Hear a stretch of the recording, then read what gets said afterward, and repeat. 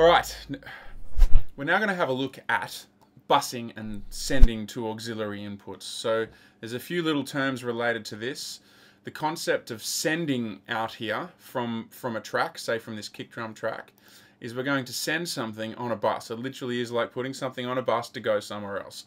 So we're going to start with sending some of these drum tracks to a reverb auxiliary input. The first thing we're going to need to do after these drum tracks here, I'm going to insert a new track which is an auxiliary input. So I'm going to go to the track menu and choose new, and in the new track dialog right here I'm going to choose a stereo auxiliary input. Okay, from those two settings, and hit create. So it creates a new track here which is just simply for audio to run through. There's no actual audio recorded on there, it just runs through there via this bus that we've sent from another channel. So I'm going to put a reverb insert on this particular channel, and we'll just pull up something nice and simple like the good old deverb. And I'm going to send from the snare top here up to that particular channel. So quite simply, this is sending from the snare drum and it's going to the input of this auxiliary, which I have to set here to verb. So now what I have, if I hit solo on both of these, I should have snare drum coming through this reverb. I'll make sure I've selected a bit of audio it's going to play from, and here we go. So now I can turn up this reverb independent of what's going on with that particular snare drum track. I can also change how much, because this send here brings up this extra little fader when I click on it, and it can decide how much of this particular reverb is sent to this auxiliary input, or how much of the snare drum is sent to the reverb channel there. So if I like that reverb, I could then choose things like the tom and the floor tom here, and I could send some more of this signals to the reverb. And you can send as many as you like to this particular input. So if I solo these and find a section that's got some toms on it, which is coming up right now, and that's how we would do our sending to an effect.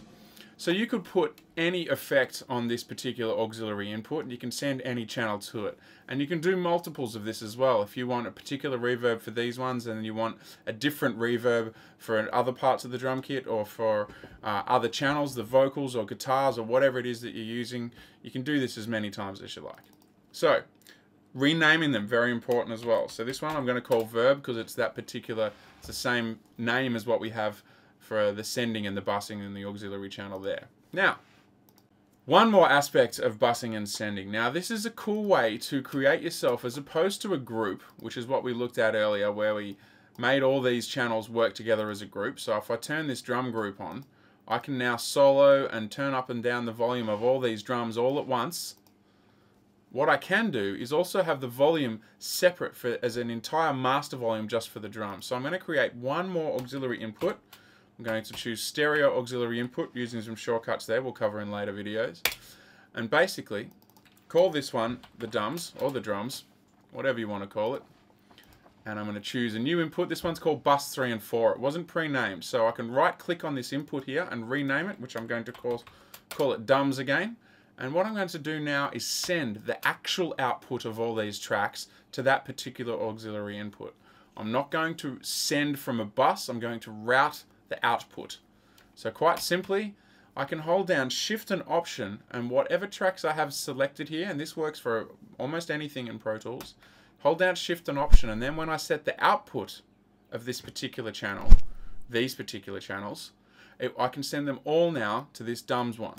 So we quite simply have all of these channels now changing to dums. So when I hit play, all of the output of those channels goes to this particular auxiliary.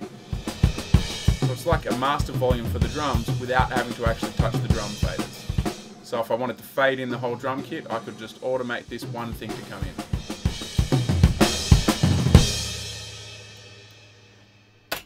Bingo. There you have some beautiful auxiliary busing. Enjoy.